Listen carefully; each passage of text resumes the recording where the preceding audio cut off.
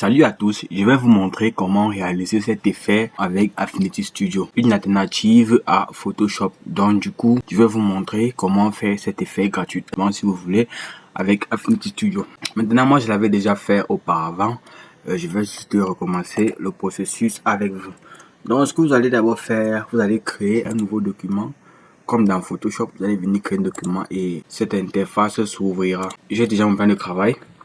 Et j'ai dessiné un rectangle jusqu'ici, un rectangle qui va me servir de fond. Voilà, pour commencer le processus, comme dit, il me faut choisir l'image avec laquelle nous allons travailler. Bon, sans perdre de temps, je vais rentrer dans mon explorateur de fichiers et je vais venir choisir l'image en question. Bon, on a plusieurs images.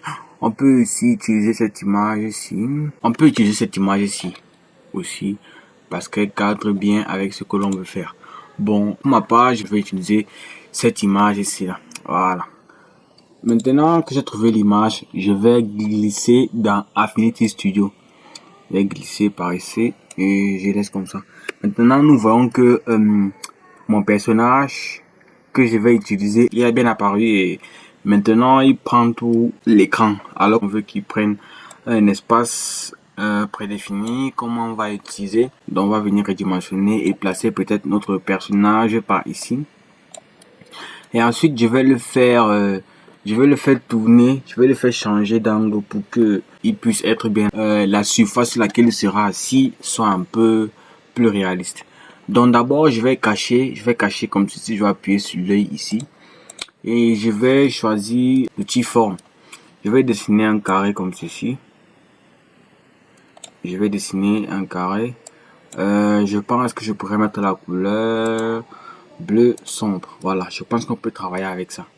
Maintenant, pour donner un effet de réalisme ou un effet concordant avec le personnage, je vais juste faire comme ceci. Je vais pencher ma forme en changeant d'angle tout simplement. Là, on peut voir une espèce de mur qui est en train de monter. Vous voyez, voilà. Maintenant, je vais réactiver mon personnage. Je vais cliquer ici sur l'œil pour le réactiver. Maintenant, notre forme se pose au-dessus de notre personnage. Tout simplement, on va venir chercher notre personnage ici. On va le faire monter en haut comme ceci. Là, on voit que notre personnage est nettement au-dessus de la barrière. Voilà. On va baisser un peu comme ceci. Maintenant, on va traiter le personnage d'abord. Je pense que je vais un peu roter l'image comme ceci. Voilà. Je pense que là, ça donne un résultat concret. Je vais encore changer un peu comme ceci. Voilà. Je pense que là, on est bon. Petite astuce, vous pouvez utiliser ces genres d'illustrations pour mettre en évidence ou bien pour représenter les CTA, c'est-à-dire les moyens de faire passer à l'action. Si par exemple vous présentez une formation, ici à la fin vous pouvez mettre les informations, le contact, le code QR, l'heure, etc. Donc c'est ce qui rend un peu la fiche dynamique et voilà, joli à voir. Maintenant, on voit que notre personnage est déjà assis. Maintenant, il faut un peu plus de réalisme. Pour cela, on va ajouter une ombre à ces niveaux. On va ajouter une ombre ici là pour permettre de rendre réaliste que notre personnage est bien assis sur une barrière. Voilà. Tout simplement, je vais venir choisir l'outil plume. Bon, dans le studio vecteur, je vais choisir l'outil plume. Voilà. Je vais venir dessiner une ombre comme ceci. Je vais dessiner un petit triangle. J'enlève les bordures, je laisse à 0. Et je change la couleur de fond en noir. Voilà. Maintenant, je vais mettre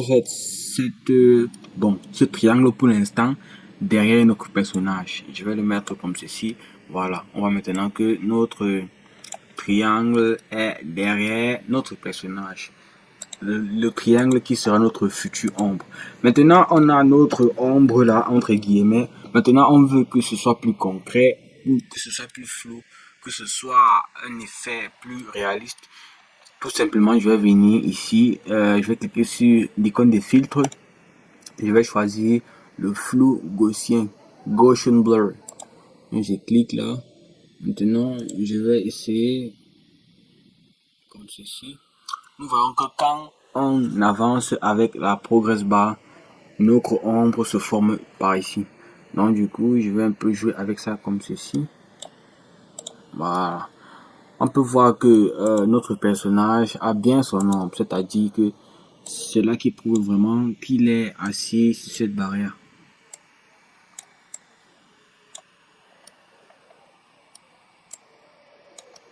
On peut bien voir l'ombre que fournit ses pieds. Ça veut dire que ça montre qu'il est vraiment assis. Voilà, perso, moi j'aime bien ce qui est déjà produit jusqu'ici. Maintenant, si vous avez bien vu la première image, il y avait quelque sorte de bordure qui donnait un effet de lissage à notre barrière. Tout simplement, c'est très facile. On va switcher vers le studio Pixel. On va cliquer sur Pixel et là, on est dans le studio Pixel. Maintenant, dans Pixel, je vais choisir mon rectangle, c'est-à-dire ma barrière bleue nuit. Voilà, je vais choisir cela et je vais venir cliquer ici. Je vais ajouter un nouveau calque dans la zone du rectangle. Maintenant, je vais prendre l'outil brosse ou bien l'outil pinceau. Je vais venir choisir une couleur bleue un peu plus... voilà.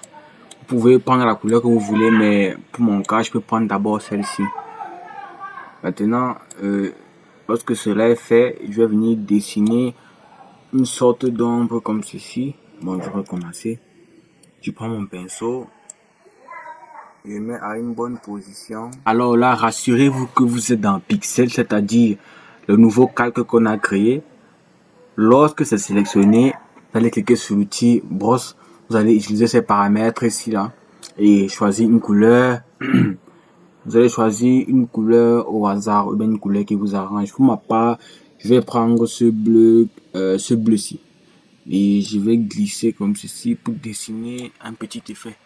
Bon, on voit que notre barrière, ça a un peu changé en fait. On voit que le haut de notre barrière a un peu un effet de lissage, malgré le fait que ce soit une couleur. Donc ça change tout.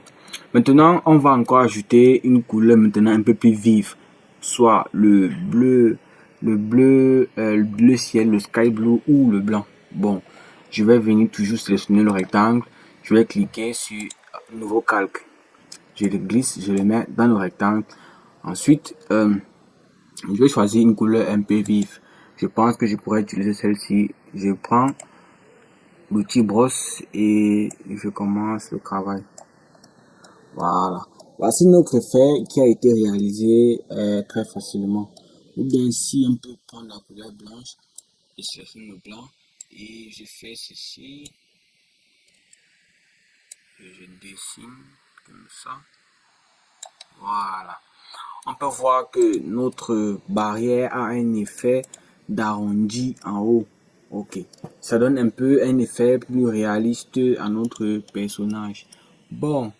Si vous êtes arrivé à la fin de cette vidéo, n'hésitez pas à liker, à vous abonner parce que je partagerai des astuces gratuites, des astuces sur le graphic design et d'autres astuces qui permettent de gagner en temps.